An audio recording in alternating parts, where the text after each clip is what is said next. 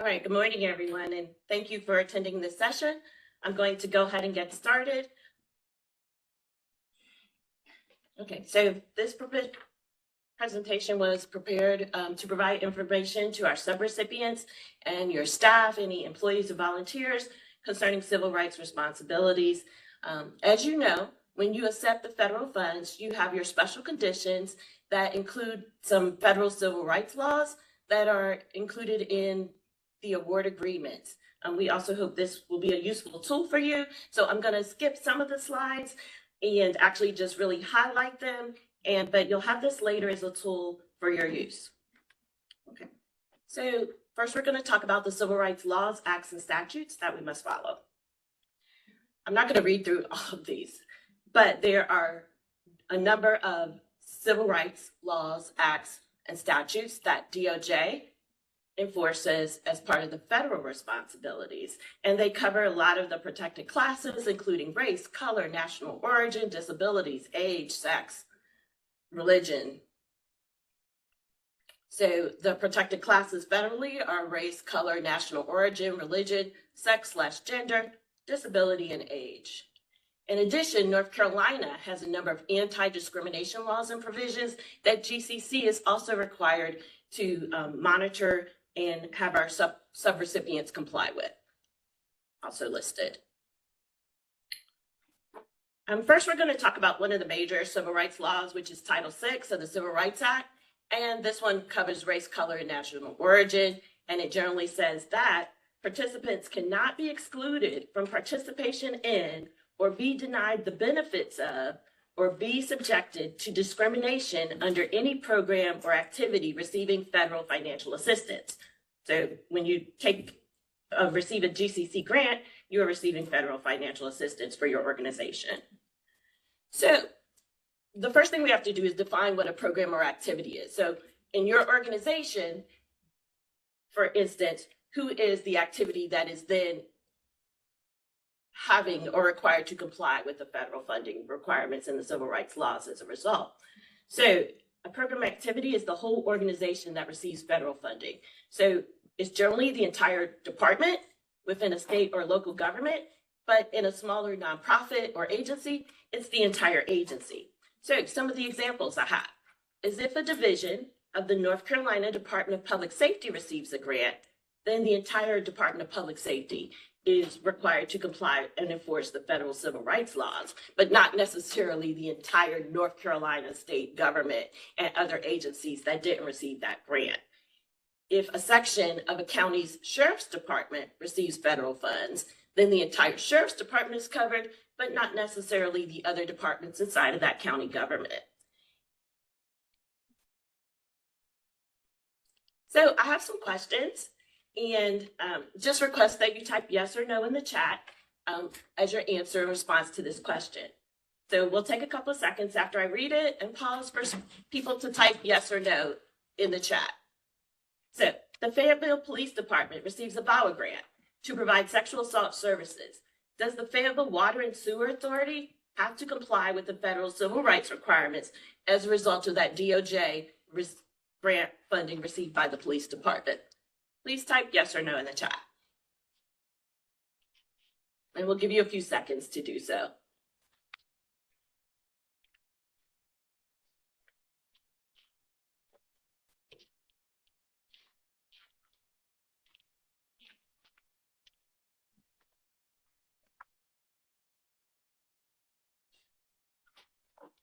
Okay, and moving forward, the answer is no. The Water and Sewer Department is not within the same department as the police department. So under our definitions of what programs and activities would be covered, the Water and Sewer Department would not. Question 2, does the Homicide Division within the Fayetteville Police Department need to comply with federal civil rights requirement as a result of the sexual assault federal grant received by the police department? Please type yes or no in the chat, and we'll give you a few seconds to type your answer.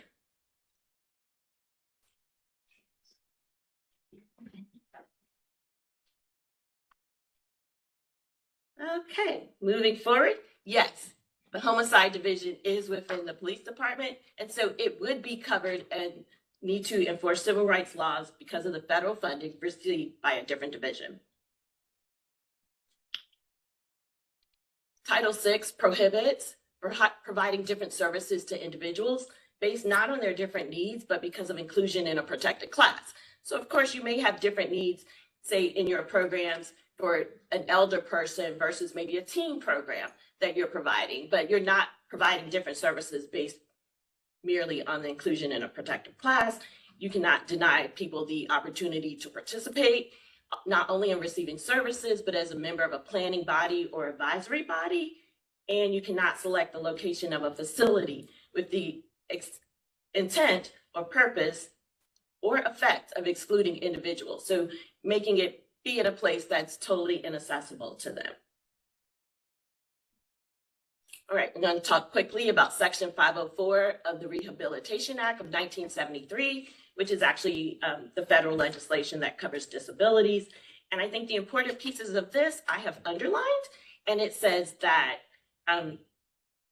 persons with qualified individuals with a disability shall not solely by the reason of his or her disability be excluded from the participation in, be denied the benefits of, be subjected to discrimination under any program or activity receiving federal financial assistance, or by any activity conducted by an executive agency or the Postal Service. So there's also Title II of the American with Disabilities Act of 1990, which is also in regards to persons with disabilities or different abilities. And Title II prohibits discrimination by state and local government agencies. And unlike the previous 1973 legislation, which covered federal financial assistance, this covers all public agencies, regardless of whether they receive federal assistance or not, that they should not discriminate against persons with disabilities. So according to Section 504 and Title II of the American with Disabilities Act, the definitions of a handicapped disabled person means any person who has a physical or mental impairment which substantially limits one or more major life activities, has a record of such an impairment, or is regarded as having such an impairment. Section 504 also requires that agencies with 50 or more employees, and this is the one that is considering agencies that receive federal financial assistance, whether they are state or local government or not, if they have more than 50 or more employees and receive federal financial assistance of more than $25,000, you're also supposed to designate a Section 504 compliance coordinator, and your agency may already have one because it's often someone in HR. Have grievance procedures for people who feel like they've been discriminated against and tell them how to actually notify the program participants, applicants, beneficiaries, and others that you do not discriminate. So back to a question. A federally funded domestic violence shelter has a blanket policy that residents cannot be taking any prescribed psychotropic medication while staying at their shelter. Does this policy violate Section 504 of the 1973 Rehabilitation Act? And they have more than 50 people, they're receiving federal financial assistance, all of those things. So please type yes or no in the chat.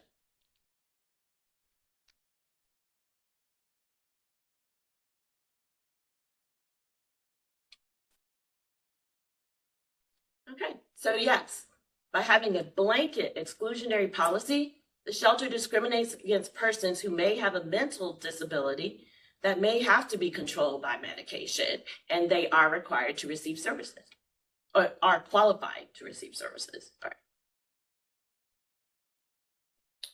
To learn more, here's a resource. The American Disabilities Act has a website, ada.gov, and it provides a lot of information that you can use in developing your plans, your policies, your procedures, your guidances, and your notifications. Limited English proficiency. So where does limited English proficiency come in? It comes in because national origin discrimination includes discrimination on the basis of limited English proficiency. And so that's just defined as a person who has a first language other than English, and they have limited ability to read, speak, write, or understand English.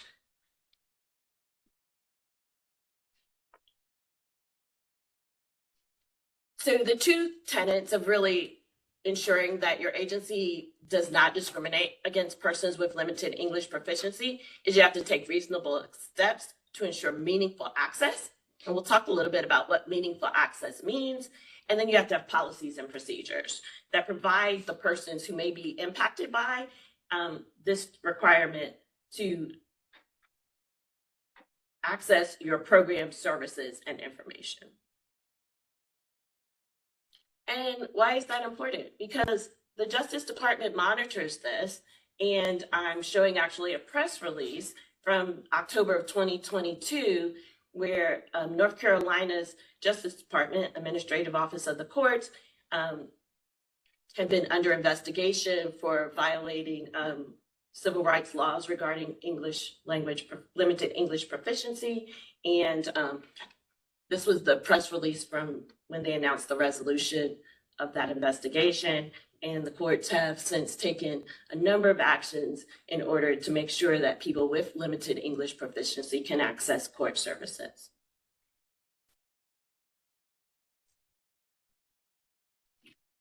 What decides if your agency need to provide limited English proficiency services for a particular language are the number of persons or the proportion of persons with LEP in your service population, and that's generally more than 5%. The frequency with which individuals with LEP come into contact with your program, the nature and importance of your program, and if there are other resources available to those persons.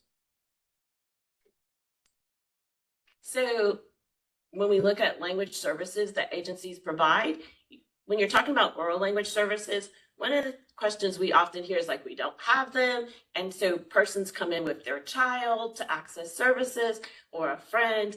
And for oral language services, that's not considered your agency providing limited English proficiency services if they have to have family members, friends, or coworkers, and if to come in to help with the translation services for them for your particular to access services.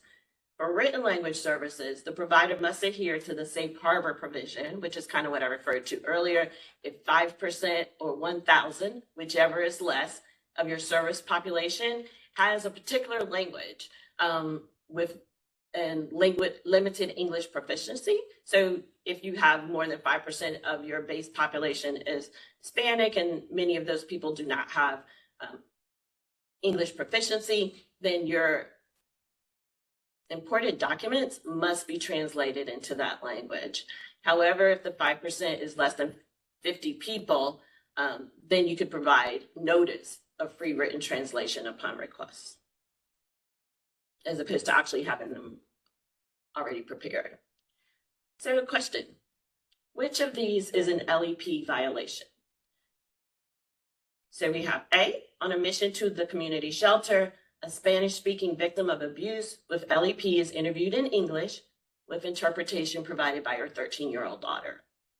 B, a law enforcement officer attempts to question a Korean-speaking individual with LEP regarding the individual's alleged involvement in a crime using hand gestures and having the individual speak in English, so oral language services, without interpretation. C, an advocate attempts to provide an order of protection to a Russian-speaking victim with LEP without benefit of an interpreter or interpretation services. And D, all of the above.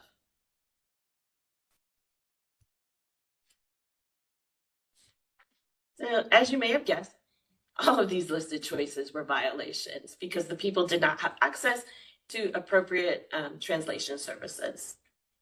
And these were often really important services that, or choices, impactful decisions that would be made based upon their responses. For additional information regarding limited English proficiency and your 504 coordination, policies and procedures, in North Carolina, we actually have some resources. The University of North Carolina at Chapel Hill has a local government language access collaborative that they've been funding and actually work with local governments in learning about practices, promising practices, capacity assessment, helping develop language access plans, providing policies and procedures, templates. So you can definitely access that as a resource.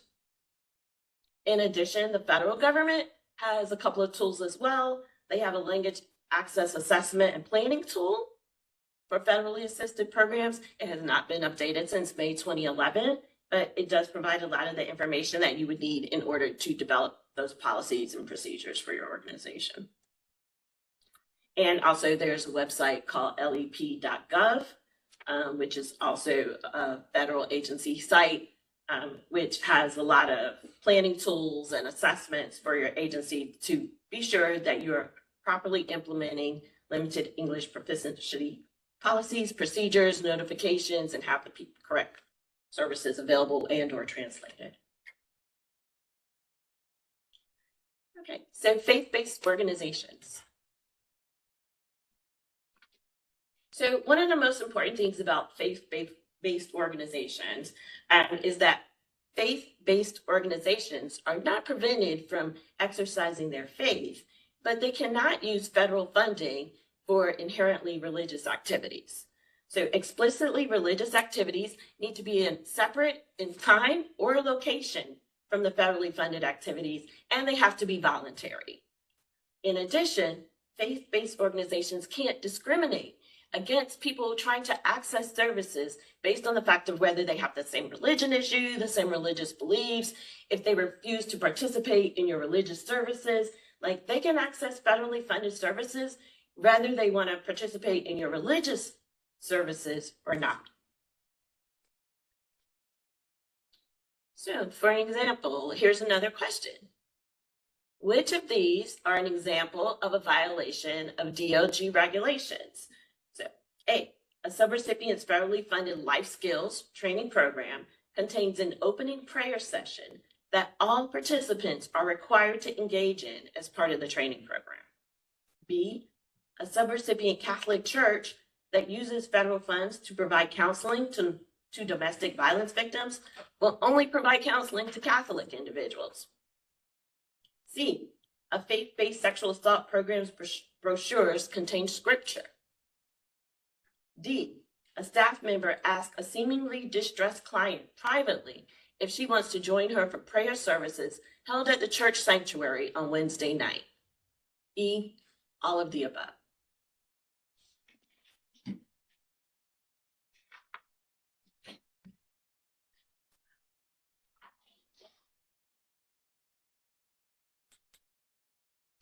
Okay, so in this question, A, B, and C were violations of the regulations, but in choice D, the prayer service is presumably at a different time and a different location than the federally funded activity.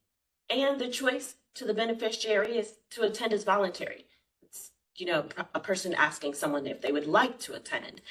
But as a caveat to that, there should be no penalty, implied or otherwise, if the client chooses not to attend.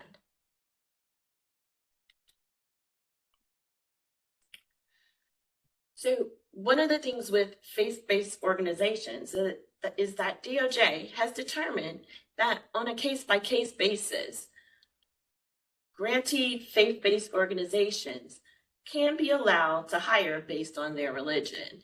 And there's an entire process for that, for requesting a certification to be able to hire based with religion as one of the requirements for the hiring. That if you are interested in finding additional information about this as a faith-based organization, you can contact me offline and I can point you in the right direction. But just to know for everyone that there is that potential for faith-based organizations. So I've talked a lot, I think, so far about really what the laws, statutes, and acts are, and just kind of highlighting some of the bigger ones that you would often encounter. Faith-based organizations, limited English proficiency, persons with different abilities. So now we're actually going to talk about the SAA requirements and obligations. And so GCC is the SAA. So first we're going to talk about our requirements, and then we'll talk about your requirements. So GCC is the state administering agency for DOJ for the state of North Carolina for the US DOJ grants. And so our requirement is that we ensure that our sub-grantees, which are you, our sub-recipients, comply with all applicable federal civil rights laws when we provide you with a grant. The Federal Office for Civil Rights actually enforces and monitors us to be sure that we're doing the same and that we're complying with these same laws. So as part of our obligation to monitor subrecipients compliance, we have to ensure that you complete the EEO certification form. And so we do that. You go online and complete those forms and submit them. We check that you are providing notifications to your employees and beneficiaries, that you do not discriminate, and about the right to file complaints and a complaint process.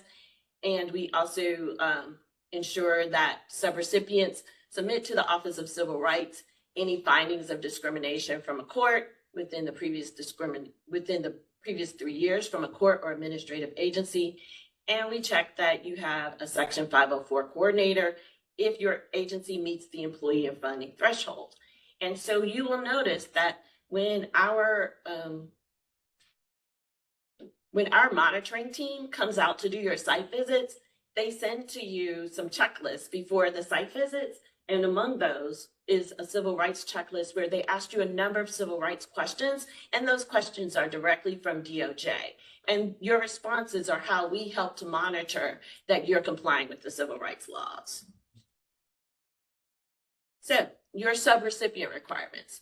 You're supposed to respond to your discrimination complaints. At GCC, we don't actually have the personnel or the requirement to actually respond to every agencies that we fund discrimination complaints. As part of that, you're supposed to have a process by which you respond to discrimination complaints for people that receive services from your particular agency. In addition, you're supposed to have your notice of non-discrimination posted and in display for people coming into your organization or place of business. You are to, as project directors and also any other personnel in your agency that need to be educated on civil rights in their work with subrecipients and beneficiaries coming into your agency, should look at those DOJ videos. And I think there are 7 of them now. And we require that someone from this project watch the videos and then certify to GCC that you have and provide information about the number of people who watched it and the dates that they were watched. And that is part of your award information that you supply to GCC. We also, among the questions, ask you about your organization's limited English proficiency plan and how people with limited English proficiency are assisted in accessing your services. Our grant monitors have the grant monitoring checklist as part of the site visits. We also require that once you do the EEOP reporting online, that you provide to us proof of submission. And the other piece is that you should also require your contractors and sub-grantees who receive the federal funding from our grant awards to also comply with these regulations and requirements. So it comes down to us as the state from the feds to you, and then you're also responsible from you to your sub-grantees and or contractors that you're hiring with these same federal funds to monitor that they do the same. I have here a screenshot of the Civil Rights Responsibilities and Requirements for GCC Grantees document that is on our website that provides further information in regards to the requirements. It's just page 1 of it. It's longer than that, but that's page 1 of it. In addition to the civil rights protection for beneficiaries of your services, you also have civil rights protections obligations for your employees. And among those are that, the employee's retaliation against an employee for imposing an unlawful employment practice or participating in an investigation is prohibited, and based upon what protected class that employee is supposing that they've been discriminated against, it could be covered by any of the federal civil rights statutes or acts listed here. So one of the things to notice about employee protection is that as long as your employee had reasonable and good faith belief that your conduct as their employer was illegal, even if they were wrong, they're still protected. You can't retaliate against them. However, if the way the individual chooses to protest their perceived discrimination is unreasonable, or if it's determined that it was false and malicious, not reasonable and good faith, then the anti-retaliation provisions will not apply.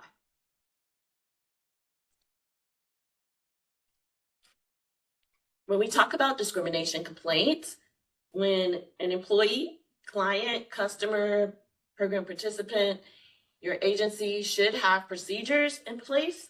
As I stated, GCC does not investigate your discrimination complaints. You should have procedures in place to investigate discrimination complaints that come forward in regards to your services, or have an investigative entity that investigates for you. So maybe it's not right there at your organization. It may be at a parent organization that has that investigative compliance, but that there should be something in place.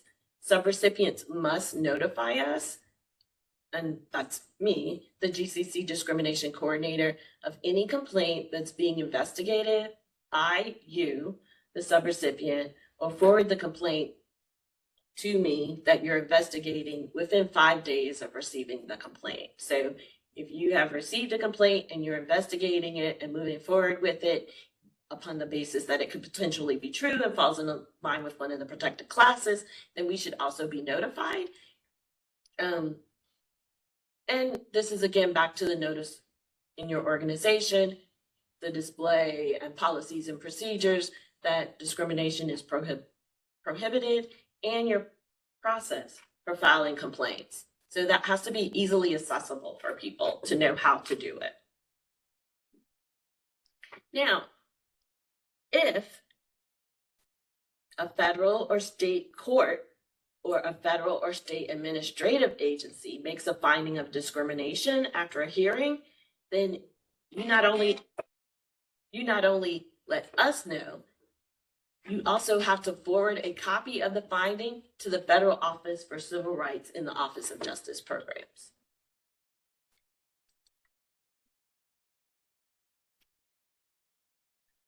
Many of you have to complete an EEOP, and that's required when your award is more than $25,000. There's a short form EEOP that's not as comprehensive, but in general, an EEOP is a comprehensive document which looks at your workforce in comparison to relevant labor market data. So how your agency's workforce compares to the surrounding population, your employment practices, and you can use it as a tool to actually identify problem areas within your organization. You submit this information up to DOJ through the site that they have at www, listed here, to submit the EEOP if you're required to submit one. And if you have assistance, I've also listed some of the information from their website on how you can contact them, ask for assistance, and the link for where you should complete the reporting tool, which is down here. And then you follow GCC guidelines to submit proof of reporting that you've actually submitted the forms you're required for, because that goes directly to the feds. So you submit proof of reporting to GCC. So thank you. And are there any questions? I had until 10:45. So does anyone have any questions? If so, you can put them in the chat. I can't see them. If someone from GCC staff would read them out loud. And if you have any other questions after this, in particular around the certifications or things that are particular to your agency, you can ask me about them offline. Hi, Diane. This is Brenda. Hi, Brenda. Yeah, there are a few questions in the chat. that haven't got answered yet, and there's a few more coming in. Oh, I can't see the questions in the chat Okay. as long as I'm sharing. Okay, I'll read them out to you. So do you want me to read them? Do you want me to read them? She's gonna read them to you. Okay, I can she's read going them. to read. Okay. Okay. So the first question, I think it was concerning slide number 17. It said, if law enforcement agencies has less than 50 employees, would we be exempt from EEOP reporting even if our funding flows through county government? This slide wasn't in response to EEOP reporting. This slide was actually in response to having a disabilities compliance coordinator, and your law enforcement agency, in particular, maybe the sheriff's department doesn't have a section 504 compliance coordinator, but someone in HR for your county government should have a compliance coordinator, if that makes sense. So you may not have one specifically inside of the sheriff's department, but there should be one where persons with disabilities can access, and then those grievance procedures, those notifications and everything from the county government are followed and investigated and enforced by the county government on behalf of the sheriff's department as well. Like there's a process for people to report on the sheriff's department to the county government or to somebody who can enforce those requirements for disability compliance. So slide 17 was actually in regard to section 504, not the EEOP. So the EEOP requirements are $25,000 or more. I think the short form is actually required for all of our GCC agencies to show and then to submit.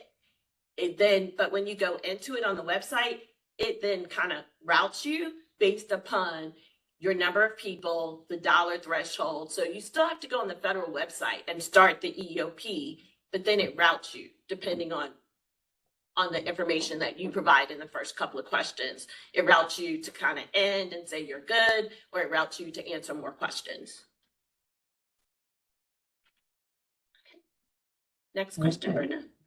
Yes, the next question was, if we have advocates who are fluent in the language, but are not certified, do their services count as providing language access? Say that again, please. If we have advocates who are fluent in the language, but are not certified, do their services count as providing language access? Actually, you're supposed to have certified personnel. There's actually some training that they can go through, though, if they're proficient in that language, to be certified. And one of the resources that we have inside of the state government is in particular the UNC services. Actually, most of the local universities as well provide language access planning and services. But there are some programs by which they can become certified to actually then provide oral language services as a certified person. Because people may be certified and may speak a language. See, uncertified coworkers are not appropriate. So people may speak a language, but may not necessarily speak the language to the level to be fluent in, especially in providing, say, law enforcement services or social service type, health and DV type information, or using less common words. So the requirement is for you to ensure interpreter competency for oral language services with someone who is certified. And if it's written, that's it's translations.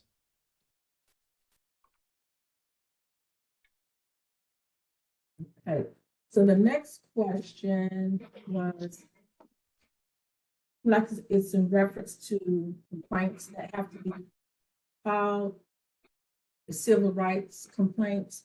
The question is does it pertain to Discrimination complaints? Is that what you mean? Go ahead. I'm sorry, read the question. Read the question. I'm trying to figure out which I want to look at. A question is, any complaint for the whole organization or with our grant-funded program notify you of civil rights complaints? Oh, so if you have a complaint regarding, so if the county government has some complaints in some other sections or departments, no, you're really notifying us. Let me see. You're notifying us of the ones that are based upon the grant funded program. So if there's a complaint against the shelter, or that we fund, or the programs that we fund,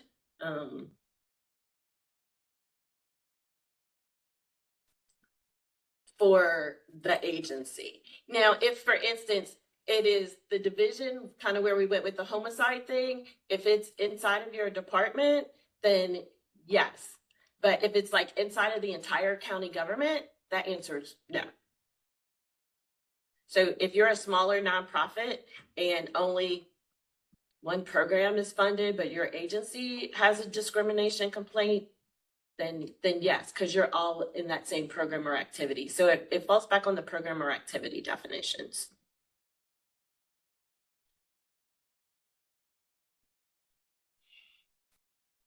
Okay, do we have time for any more questions? There are a few questions. There was a couple of questions left in the chat. Did you want to address those now? If I'm over time, we don't have to run over because I think Kevin's supposed to start at 10:45 to go through EBS. But if you, I will be able to see the chat, and if it has the person's name, I'll respond to them individually before the day is out. Okay. Because I'm gonna come get them from email. All right. Thank you very much, everyone.